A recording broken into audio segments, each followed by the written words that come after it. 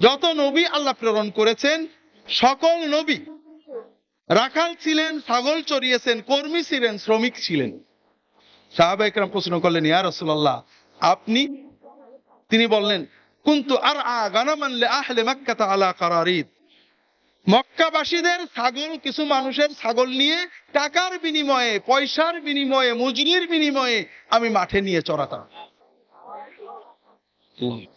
আমাদের কিশোরদের আমরা কর্ম শেখাচ্ছি না, আমরা কি শেখাচ্ছি? 31st নাইটের অশ্লীলতা, বেহায়াপনা, অপচয়, আত্মকেন্দ্রিক ভোগ বিলাসিতা। আমাদের সামনে মডেল নেই ভাই। আমরা ইসলাম দাবি করি, কষ্ট লাগে এটা আমার। আমরা মুসলমানেরা এখনো কর্মকে ঘৃণা করি।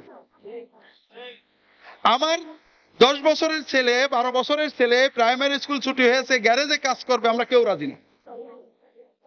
যদি কেউ বাধ্য হয়ে গরিব মানুষ করে, এটাকে আমরা খারাপই মনে করি। আমার মতো মানুষের ছেলে গ্যারেজে কাজ করবে, রাজমিস্ত্রির কাজ করবে, কারেন্টের মিস্ত্রি জোগালি হয়ে কাজ করবে, মান সম্মান থাকে। কিন্তু আমার ছেলে যদি রাজনৈতিক দলের হাতা হয়ে পিস্তল নিয়ে ঘুরে বেড়ায়, টাকা নগদ আদায় করে নিয়ে আসে, কোনো লজ্জা লাগে না। এরপরেও নাকি আমরা মুসলমান। আমরা মেথরকে ঘৃণা করি, ঠিক না ভাই? কারণ মেথর একটা নাজেজ কাজ করে। মেথর গু তুলে নিয়ে যে খেয়ে ফেলে। কি করে? এই গু নিয়ে ফেলে তো একটা হারাম কাজ, ঠিক না? মাকরু কাজ তো। তাহলে তো আমাদের মায়েরা সব দোজখে যাবে। এটা একটা বৈধ কাজ। আল্লাহ রাসূল সাল্লাল্লাহু আলাইহি ওয়াসাল্লাম বলছেন, মা আকালা আবদুন তাআমান কাত্তু আতিয়াবা মিন কাসবি ইয়াদিহি। নিজে হাতে কর্ম করা, এই কর্ম করে যে টাকা উপার্জন হয়, এর চেয়ে পবিত্র উপার্জন আর কিছুই হতে পারে না। তাহলে আমরা মেথরকেও অবজ্ঞা করি। রিকশাওয়ালা, কামার, কুমোর, মুচি, জেলে, এদেরকে ছোট কাজ মনে করি। এটা হলো আর্যদের যে মানুষকে ভাগ করা পেশার কারণে, সেই আর্য বিশ্বাস আমাদের এখন রয়ে গেছে। আমরা নাকি মুসলমান, অথচ গু খাই কে বলেন তো? গু খাই কে? যে হারাম খাই, যে ওজনে কম দেয়, যে ফাঁকি দেয়, যে বোনের হক, ভাইয়ের হক মেরে দিয়েছে, যে প্রতিবেশীর হক মেরেছে, এতিমের সম্পদ নিজে লেখে নিয়েছে, যে সুদ নিয়েছে, সে ঘুষ নিয়েছে, যে দুর্নীতি করে চাকরি দিয়েছে, যে যোগ্য ব্যক্তিকে চাকরি না দিয়ে অযোগ্যকে টাকা নিয়ে চাকরি দিয়েছে, যে বিশ্ববিদ্যালয়, স্কুলে, কলেজে চাকরির নামে টাকা খেয়েছে, এরা কোথায়? আমাদের ফুরফুরার মুজাদ্দিদ আবু বকর সিদ্দিকী রাহমাতুল্লাহ আলাইহির একটা গল্প আছে। এক ব্যক্তি কসম করেছে, বোর সাথে রাগ করে আমরা আগে তালাক দিই, তারপর আফসোস করি, ঠিক না? সেও তাই করেছে। বোর পর রাগ হয়েছে যে আমি যদি গু না খাইতে, তুই 3 তালাক। এখন এরপরে তো তালাক দেওয়ার পরে তো আফসোস হয়। এখন হুজুরদের কাছে শুনেছে, বলে গু না খেলে তালাক খেয়ে যাবে। তখন ফুরফুরার আবু বকর সিদ্দিকী রাহমাতুল্লাহ আলাইহির কাছে গেছে, বলে হুজুর আমি কি করবো? বলে গু খাও। বলে হুজুর গু খাওয়া যায় নাকি? বলে তাহলে এক কাজ করো, তুমি একটা সুদখোর খোঁজো। আগের জামানায় সুদখোর কম ছিল, এখন কি অনেক না, প্রত্যেক। আগে বড় লোকরা সুদ খেত বেশি বড় লোক হওয়ার জন্য। এখন আমরা ক্ষুদ্র ঋণ ব্যবস্থায় প্রত্যেকেই সুদ খাই বড় লোক হওয়ার জন্য। কিন্তু আপনারা বলেন, সারা বাংলাদেশে স্টাডি করে আমাকে 10টা, 50টা, 100টা একটা নমুনা দিন যে দরিদ্র অসহায় মানুষ, অন্য কোনো সম্বল ছিল না, কোনো এনজিও থেকে ক্ষুদ্র ঋণ নিয়ে কর্ম করে এখন সচ্ছল, তার আর কোনো এনজিওতে কোনো ঋণ নেই। পাওয়া যায়? কি হয়? আগে ছিল বেকার, এখন হয়েছে চাকর। আগে 2 বেলা খেত না, 1 বেলা খেত।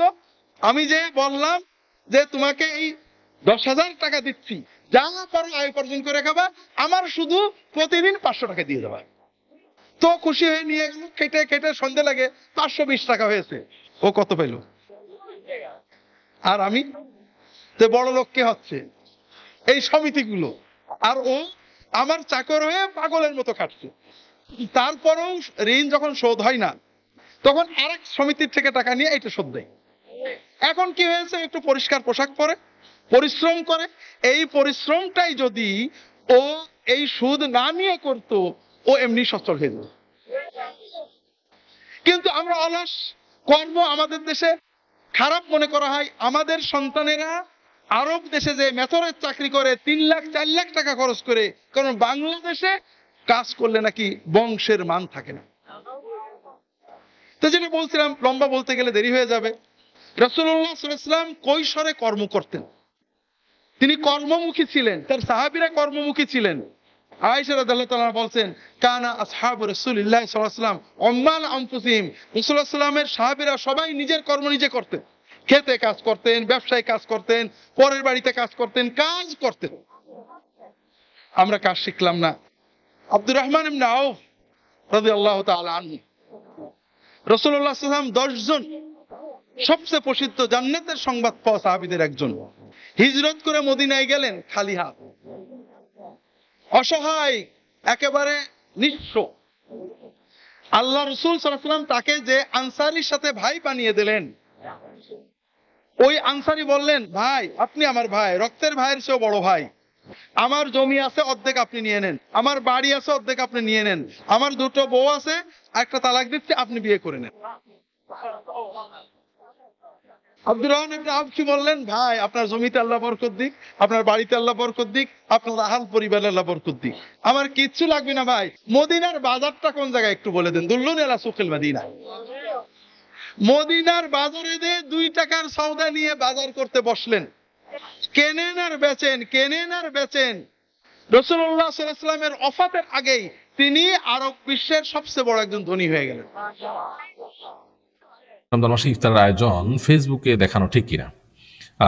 যদি ইফতার আয়োজন বিরোধী প্রচারণা প্রপাগান্ডা চালানো হয় এবং মুসলমানদের এই সুন্নাহ সম্মত সংস্কৃতি এটাকে সমাজ থেকে মুছে দেওয়ার চেষ্টা কেউ করে বা নেগেটিভ প্রচারণায় লিপ্ত হয়, তাহলে সেক্ষেত্রে সেটার বিপরীতে এই প্রচারণা করা যেতে পারে। বাকি সাধারণ অবস্থাতে এটা আসলে প্রদর্শন করবার জিনিস না, বা প্রদর্শন করা কোনো শরীয়তে এর কোনো বিশেষ তাৎপর্য বা গুরুত্ব নেই। তবে হ্যাঁ, মুসলমানদের সংস্কৃতি এর উপরে অনেক কিছু নির্ভর করে। বিশেষ করে যখন এটার বিরুদ্ধে প্রপাগান্ডা হয়, প্রচারণা হয়, তখন সেটিকে আপনার সেটি বিরুদ্ধাচরণ করবার জন্য অন্যায়ের প্রতিরোধের অংশ হিসেবে সেটি করা যেতে পারে।